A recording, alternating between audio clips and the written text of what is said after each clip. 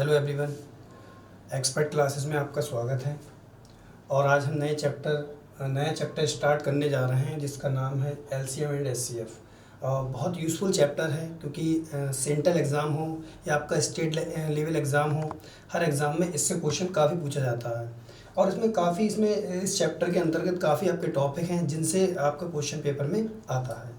तो यहाँ हम चलते हैं एलसीएम एंड एचसीएफ पर। तो सबसे पहले आपको मैं ये बताऊंगा कि जो एचसीएफ होता है इसे और किस नाम से जाना जाता है। हिंदी में आप लोगों को पता होगा महत्तम सामर्थ्य एवं लघुत्तम सामर्थ्य कहते हैं, ठीक है।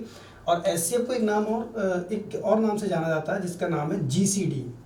तो जीसीडी क्या होता है और एचसीएफ क्या होता है वो आपको बताऊंगा, क्योंकि जो हमारा मासा होता है वो हम दो तरीके से निकालते हैं, एक गुणनखंड विधि से और एक भागफल विधि से। तो एचसीएफ का मतलब हो गया हाईएस्ट कॉमन फैक्टर, मतलब गुणनखंड विधि। और ग्रेटेस्ट कॉमन डिवाइजर इसका मतलब क्या हो गया आपका भागफल विधि से, इस तरीके से, ठीक है। तो यहाँ आप समझ गए होंगे क्या मतलब होता है। अब मैं आपको यहाँ बताऊँगा कि किस तरीके से डिजिट का हम लासा मासा निकालते हैं। लेकिन उससे पहले मोस्टली स्टूडेंट्स जो होते हैं उन लोगों ने लासा मासा पढ़ रखा है, तो उन लोगों को ये पता होता है कि जब कभी बड़ी संख्या हमसे पूछी जाती है तो हम निकालते हैं मासा, और छोटी पूछी जाती है तो हम निकालते हैं लासा। लेकिन बहुत सारे बच्चे इस चीज़ को रट लेते हैं कि मासा पूछेगा तो बड़ी संख्या, लासा पूछेगा तो छोटी संख्या। रटना नहीं है, आपको मैं रीजन बताऊंगा कि आखिर मासा बड़ी क्यों होती है और लासा छोटी क्यों होती है। जबकि अगर गणितीय दृष्टि से देखा जाए तो संख्या जो है मासा बड़ी होती है और जो है लासा जो है छोटी होती है। तो आप देखिए ध्यान से। तो मैं यहाँ आपको पहले इनका लासा बताऊंगा, लासा क्या होगा। अगर आप इनका लासा निकालेंगे 24, 36, 72 का, समझाने को डिजिट ले लिया मैंने, बाकी क्वेश्चन भी कराऊंगा, तो इनका जो लासा निकल के आएगा वो 72 आ जाएगा। और जो मासा निकल के आएगा, मासा 12 आ जाएगा, ठीक है। कैसे निकालते हैं वो भी मैं आपको बता दूँ, पहले आप जरा समझिए इसे। तो लासा 72 आ गया और मासा आ गया 12। अब आप देखिए लासा जो है, इससे हम कहते हैं लासा को छोटी से छोटी संख्या, छोटी से छोटी संख्या। और इसे हम कहते हैं बड़ी से बड़ी संख्या, बड़ी से बड़ी। लेकिन क्यों कहते हैं, इसका कारण क्या है? तो कारण ये है कि हमने 24, 36, 72 का जो लासा निकाला 72 आ गया।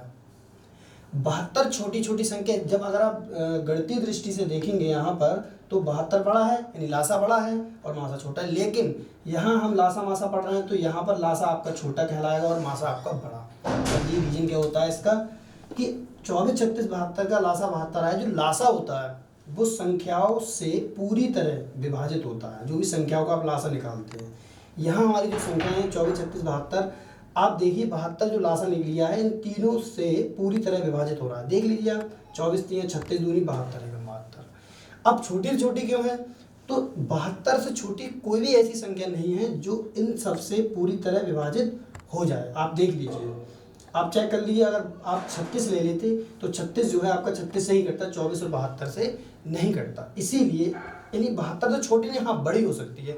72 का दुगना, 72 के जितने भी गुणज हैं, अपवर्त भी कह सकते हैं, गुणज भी एक ही बात है। 72 का दुगना, तिगना, 4 गुना, 10 गुना, कितने भी गुना कीजिए सब इसके लासा कहलाएंगे। लेकिन मेन जो लासा कहलाएगा वो क्या होगा? सबसे छोटी संख्या। इसलिए कभी भी क्वेश्चन में छोटी छोटी संख्या बोलेगा तब हम निकालते हैं लासा, क्योंकि लासा छोटी संख्या कहलाती है।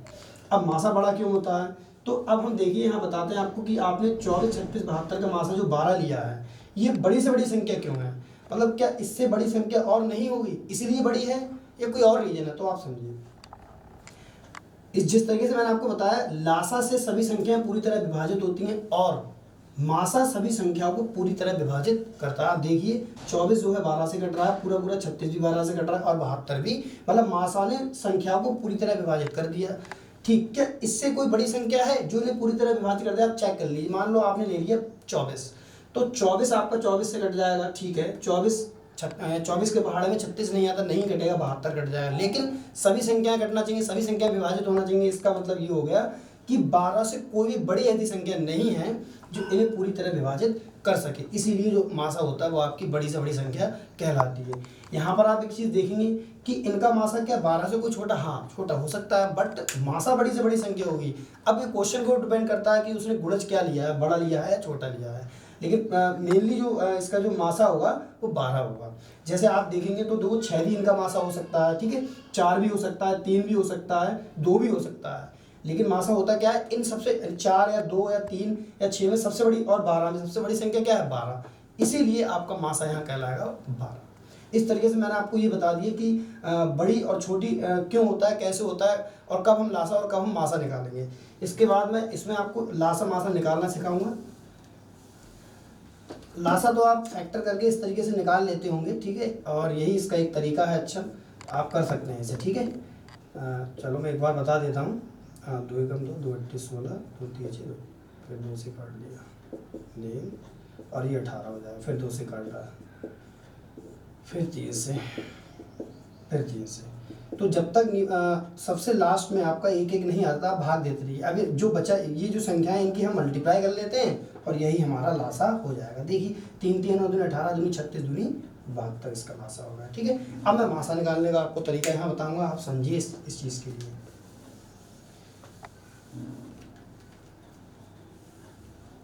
इनका ही मासा बता दो। तो मासा निकालने का जो तरीका होता है, तो आप शॉर्ट भी लगा सकते हैं। शॉर्ट में क्या होगा, आपको ऑप्शन से चेक करना होगा, ठीक है। तो फिर भी मैं आपको डिटेल बता रहा हूँ यहाँ पर। आप सबसे बड़ी संख्या को, जरूरी नहीं है सबसे बड़ी, आप उससे छोटी को भी भाग दे सकते हैं, डोंट माइंड, इससे कोई दिक्कत वाली बात नहीं है। तो आप 36 को अगर भाग देंगे, सॉरी 72 को भाग देंगे 36, तो 36 दूनी 72। यहाँ पर जिस संख्या से पूरा पूरा भाग चला जाएगा और शेष 0 बचेगा, मतलब शेष कुछ भी नहीं बचेगा, तो वही संख्या मासा हो जाती है। तो आप देखेंगे कि मासा क्या है, यहाँ पर 36 हो जाएगा, नहीं, आपने इन दोनों संख्याओं का मासा निकाला था, तो यहाँ से 36 प्राप्त हो गया हमें। इसका मतलब ये हुआ कि 36 इन दोनों को विभाजित कर देगा, लेकिन 24 को विभाजित नहीं करेगा। मतलब अब हमें करना क्या होगा, ऐसी संख्या लेना है जो तीनों को विभाजित कर सके। तो कोई बात नहीं, अगर कभी ऐसा क्वेश्चन होता है जहाँ पर ये डिजिट रह जाती है, और इससे देखो आप देख लीजिए 36 जो है 24 के पहाड़े में नहीं आता, तो कोई बात नहीं, तो आप यहाँ पर 36 को 24 से भाग दे दीजिए, ठीक है। 24 एकम 24, यहाँ बचा 12, और फिर से आप 24 को भाग दे देंगे। भाजक को भाग दिया जाता है जो भी शेष बचता है उससे, ठीक है। भाग देने का तरीका ये है। तो 12 दूनी 24, तो किस संख्या से भाग पूरा पूरा गया, 12 से। आप देख लीजिए, आप चेक कर लीजिए, 12 दूनी 12 3 12 6 72। इसका मतलब जिस संख्या से पूरा पूरा भाग चला जाएगा वही मासा। ऑप्शन से भी आप उठा करके कर सकते हैं, ठीक है। ये मैंने आपको तरीका बता दिया। एक क्वेश्चन में और ले लेता हूँ इसका। जैसे एक क्वेश्चन है 216, 288 और 720 का मासा। यहाँ इनका मासा निकालना है। तो मैंने आपको अभी क्या बताया कि सबसे बड़ी संख्या को उससे छोटी से भाग दे। तो यहाँ आपको फिर मैं बता रहा हूँ, जरूरी नहीं है कि आप सबसे बड़ी को उससे छोटी से दें। यहाँ पर 3 संख्याएं हैं, 4, आप 288 को 216 से भी दे सकते हैं। आपको समझना ही होगा कि यहाँ पर जो संख्या निकल के आएगी, आप चेक करेंगे जो बची हुई संख्या है क्या वो उससे पूरी तरह विभाजित है, अगर है तो वही आंसर हो जाएगा। तो चेक करके बताता हूँ। मैं 720 को नहीं दूंगा भाग 288 से, मैं 288 को दे देता हूँ भाग, ताकि आपको पता लगे क्वेश्चन इस तरीके से भी हो जाता है और आंसर भी आता है। तो 216 एकम 216, यहाँ 2 7, ठीक है। अब आप यहाँ भाग देंगे तो यहाँ हो जाएगा आपका 3 बार भाग दीजिए, 3 दूनी 6, 3 सत्ते 21, 216, पूरा पूरा भाग चला गया। देखिए आप जरा गौर से, यानी कि 72 से पूरा पूरा भाग चला गया। तो मैंने क्या बताया, जिस संख्या से पूरा पूरा भाग चला जाएगा वही आपका मासा हो जाएगा। तो बस आपकी जो संख्या बची है उसे चेक कर लो, क्या इस संख्या से ये विभाजित है। हाँ देखो 72 एकम 72, इसका मतलब आंसर हमारा हो गया 72। इस तरीके से आप सारे क्वेश्चन को अटेम्प्ट कर सकते हैं। जिस क्वेश्चन में प्रॉब्लम आए आप कमेंट में बता सकते हैं, मैं आपको उसका सॉल्यूशन दे दूंगा, ठीक है। तो इस क्वेश्चन को हटाने के बाद हम आगे बढ़ते हैं। इसमें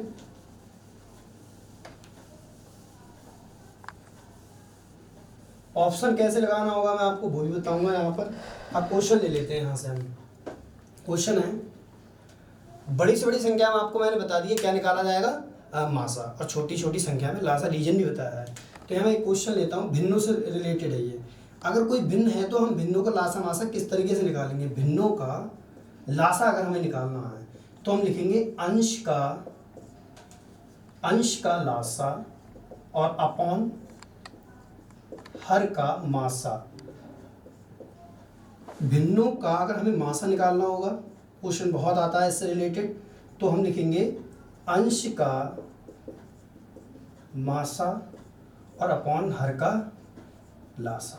यहाँ हमें कुछ रटना नहीं है, हमें केवल समझना है कि अगर हमसे लासा पूछेगा तो जो संख्या होंगी, जो भिन्न होगी, जो फ्रैक्शन होगी, उसके अंशों का हम लासा पूछेगा तो अंश का लासा निकालेंगे और हर का मासा निकाल देंगे, ठीक है। दो ऐसा नहीं होगा कि अंश और हर का लासा ही या मासा ही निकाल दें, इस तरीके से क्वेश्चन नहीं होता है। अगर भिन्न का मासा पूछेगा तो जो अंश होगा उसका हम मासा निकालेंगे और हर का लासा निकाल देंगे। तो ये मैंने आपको समझा दिया, मैं इससे क्वेश्चन ले लेता हूँ, आपको क्वेश्चन से समझाता हूँ, ठीक है। जैसे क्वेश्चन मैंने ले लिया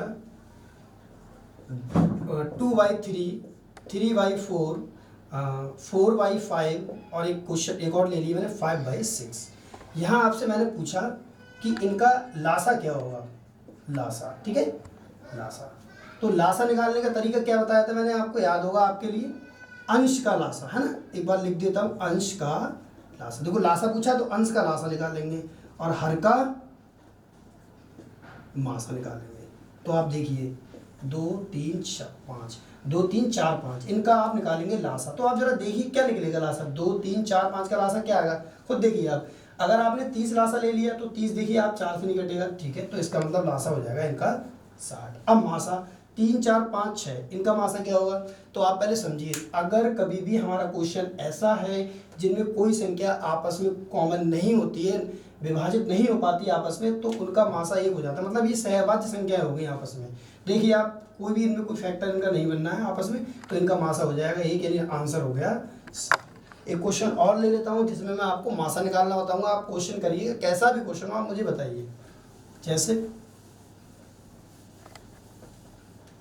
अगला क्वेश्चन ले लेता हूँ मैं यहाँ से 3/4, 5/6, 7/8 और आप ले लीजिए 9/10, ठीक है, का मासा, ठीक है।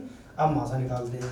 तो मासा निकालने का तरीका मैंने बताया था, अंश का मासा अपॉन हर का लासा, ठीक है। देखो आपको उसमें रटना कुछ नहीं है, तो सिर्फ इतना याद रखना है कि मासा पूछेगा तो अंश का मासा, लासा पूछेगा तो अंश का लासा, ठीक है, इस तरीके से। तो आप देखिए ध्यान से, अब 3 5 और 7 9 का मासा निकालना है। इनमें कुछ भी कॉमन नहीं है, इसका मतलब 1 मासा हो जाएगा। जब कुछ भी कॉमन नहीं होता, नहीं विभाजित होती है आपस में, तो मासा 1 होता है। अब इनका लासा 4 6 8 10 का हमें निकालना है लासा। तो वैसे 60 आप ले सकते थे, लेकिन 8 से विभाजित नहीं होगा, बाकी सबसे विभाजित, तो 60 का दुगना 120 हो जाएगा। इसका मतलब ये हमारा आंसर हो गया।